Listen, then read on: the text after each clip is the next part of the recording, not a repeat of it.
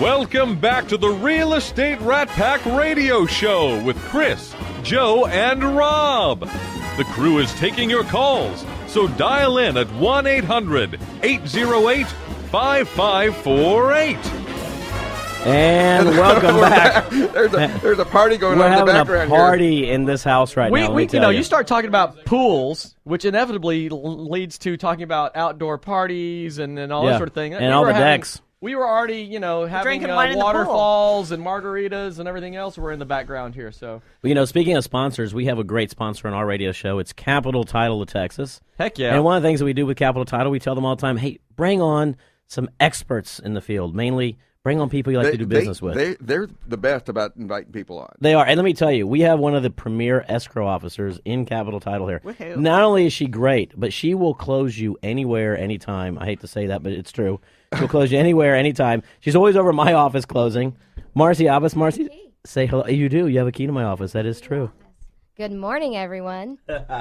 She is an incredible individual. I tell everybody, if you were ever looking at doing a great closing, Marcy is incredible. Not only is she good in the closing, but she's very flexible in the way she does it. And when it comes to title companies, the distinction is service.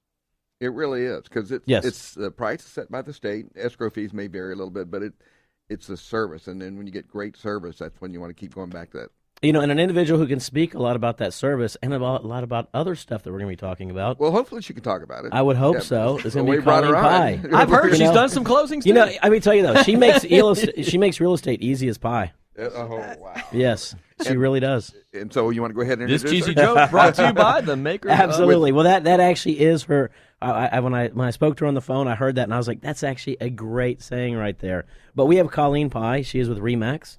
And Colleen, how are you doing? Doing great. Thanks for having me. Absolutely. We're a lot of fun. I think she's going to fit right in with the pack.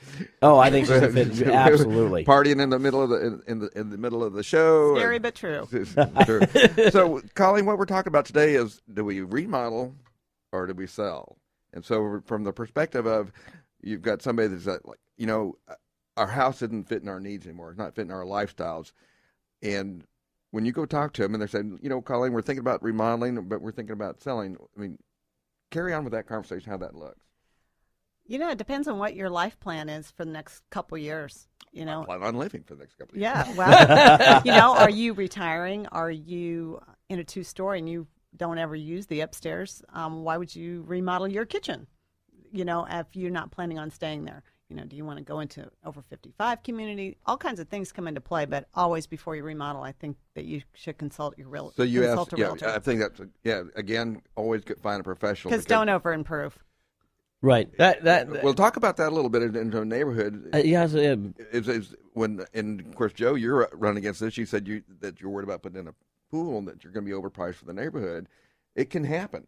Absolutely. And so to have that kind of dialogue with the people listening out there, why? Well, I always start with the end in mind. Every time I'm walking into a house, let's look at the end story here. And you've got to. I've been there. I've over-improved many homes, and we did it for ourselves. We did it for our life entertainment. Did it because you enjoyed it? Yes, for my enjoyment. We stopped doing that.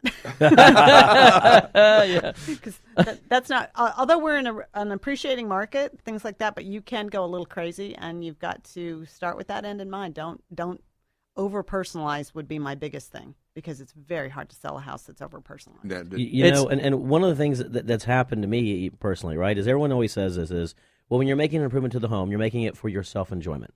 Don't worry about it in the future. But let me tell you, when you're writing a check to sell that home, it's not a lot of fun.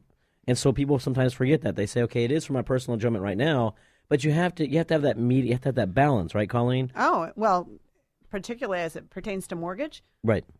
You are not, I just sold a house yesterday, $60,000 under appraisal value. Wow. Oh, yeah. And they took the hit because it was going to happen. This is something that in a really hot market, I think isn't talked about enough. Because it's so easy for people to get this perception, I just put my house on the market, it's going to sell for way, above what I paid for it, et cetera, et cetera. And those kind of things can cause people to make bad decisions. And that's where, in this over-improving the house, that type of thing, it's sometimes hard to disconnect emotionally from your home and just look at it from a logical standpoint, because it is your home. It's not a logical decision usually. Yeah, exactly. So it's not all about price per square foot anymore either. It's about homes in one neighborhood. One can't sell for $400 and the rest of them are selling for $200. It's not going to happen. Right. They hit a ceiling. Yeah. All the folks that we've had on so far have kind of touched on that. There's a couple different. You have the price per square foot, then you have sellability. So that's where maybe the improvement you put in the deck or something like this, you wouldn't see a dollar per square foot return, but the appeal of the item has a value as well. So. When folks are coming through and you have that attraction item that draws, well, maybe your investment there might not have been a dollar per dollar return, but it's the thing that makes them say, I want this house versus the house that's, on the other street. Yeah. But, I want to ask you a question, Colleen, because I've been seeing a lot more of this. Is we're in a hot market right now. We all agree with this. Very hot. Very hot market. And we are seeing appraisals not make value right now. We're seeing it probably more often than I have seen in the past year, even as the market's gotten hot. And yet people are still paying those prices associated with that. What is that attributed to? Why are individuals still going there? Is it because they can't find anything else? It is. And I'm seeing a lot of people just wanting it done, and they're willing to pay for it up front. Right. So I've got some homes right now that need work and need remodeling, and those homes are getting bypassed. They've been rejected by the market. So it is good to put some improvements into your home in order to sell it fast. And that's important because, one of the things as we talk about as well is it is a hot market, but a good home still sells first versus a home that needs some work on it every single day. Well, I mean, the cost of a remodel, we've talked about this before in the past show, is that it may only cost you, I don't know, whatever, $1,000 to put in a new front door, but you can less than that or more expensive than that. More expensive than that on all sides. So, but anyway, just say it may cost you $1,000 to put in a new front door, but the perceived cost of the remodel in the customer's mind and the person who's looking at the house is always more. Double, yeah. They double that cost. Well, the thing is, I think, Colleen, you find this to be true, is that people have put in a certain amount of money down, say they're getting 20% down, and then they have to go in and fix the air conditioner, put a new roof on it, and do all those, and they're just not willing to do that. They at least want the basics to. They don't have the money. Yeah. They're going for a certain kind of loan. We are seeing a lot of cash buyers right now. Yep. We're seeing the same thing. A lot of cash. And we're seeing a lot of buyers who are putting even more money in 20% down. Yes. Some of your higher qualified buyers right now are walking in, and whereas before it was 20% down was standard, now they're coming in and saying, I'm going to do a 40 or a 50 or a 60% down. And you know what? You're more likely to have your contract or your offer accepted with greater amount down. I guess the other side of getting a home that needs remodeling is you can go in and do what you want. Talk to your mortgage professional to see if there's a loan product out there that you can actually roll those costs in. Well, guess what? There is. I know there is. Well, 203K up to what's the limit on? What's the limit? Well, on you got your 203K, you got your 203KS, which is a streamlined version. Right. You got your home style product, which is Freddie Mac. Or actually, Fannie Mae, and Freddie Mac has their version as well. They're not listening. So, exactly. This may be more of a question for Christian, and we may save it for the next segment. But what you just said there, the old renovate and flip, thing. There's all these TV shows. So everybody has this idea, about it. Do you see many folks? Are you experiencing that are looking for that opportunity? I think you have to be a salesperson as well as a realtor. And there are a lot of realtors out there that are not salespeople at all. And you get the comments and the feedback. And I'm like, well, get with a mortgage person that actually understands you can roll these costs in and still be in budget. The problem is a lot of people lack vision sometimes. Yeah, I was just going to say, that's it. It's really a lot of individuals that out there we see all the time is, and you see it and we see it on our side is they sit there and go, it needs a lot of work. I love the location, but it needs a lot of work. And it's because of that lack of vision that sometimes people, they want to see what their stuff looks like in there today. I've got a house in Spring Branch right now that I've told the seller, people aren't seeing it. I see it. I grew up tearing down walls and moving things around and totally redoing a house. And I can see it. So now I'm going to accompany all showings because the realtors aren't seeing everything that this house can be. It's got 8-foot ceilings, and the fur down can come down, and oh my goodness. It takes a certain eye. I can reasonably do that, but my wife is so much better at it. She can look at something and say, we could do this, we can do this, we can do this. And I'm much more, and I've ran into this with a lot of my guy friends, I'm much more I know it when I see it.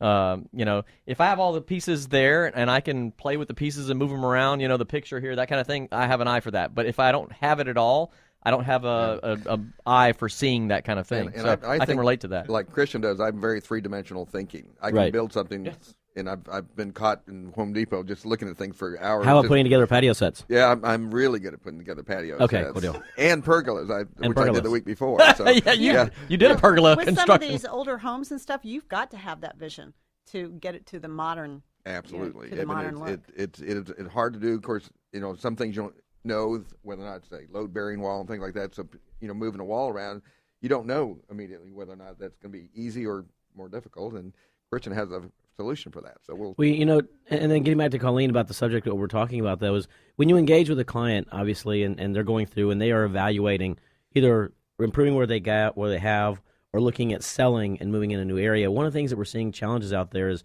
their question comes in, where am I going to move to, though, because of the elevated cost? How do you address sort of those things? It kind of depends on where their interest rate is from before, because a lot of times they'll find if they're from an interest rate from 6-7 years ago, it might be a lot higher. They could possibly get into a home for the same payment, same. That just all depends on their financial situation. And that's a very good notation right there, because there's still a lot of individuals out there that have the 2 loans that still have 2 loans or still have higher interest rates, et cetera. And a lot of times they can buy a home for $50,000, $60,000, $100,000 more and have payments. Who can they call to see if they qualify for something higher? That's a good question. I think if only there was sponsor somebody for the show, right? Yeah. Yeah. Wow. Definitely so. I don't know. Yeah. Willow Bend Mortgage. Come on. Give them the number. It's okay. Yeah. Shameless plug. It's Absolutely. No, you can call anytime, 713-256-9138. There it is. See, the new strategy is we when you're selling your house in the Houston area, we sell your house and we just move you to the outskirts of Houston to Cleveland. That is correct. Right. That is correct. Now, Colleen, what area of town do you mainly work in? I work all over. Just a little commute. I came from the moving industry, so I know the whole city. That is awesome. That is really good. And and it's good though, because you get to see so many different changes. There's so many different areas that are going through a lot of growth, and some areas that you sit there and go, they're not experiencing necessarily the growth that other places are. So, Colleen, we want to make sure folks know how to get a hold of you. If they're considering selling, renovating, they need to talk to an expert, and you can be that go-to person. How do they reach you? You can reach me on my cell phone, 281-932-2784. I have a team of agents. When I can't help you, they can. Again, that's 281-932-2784. Her slogan is home buying and selling as easy as pie. I love it. I love it whatsoever. I do like it. We're coming up against a break right now, so stay tuned. We'll be right back. In a tiny closet, a lukewarm cold water flat with room for a couple of cinders and a mouse, a hole and a trap.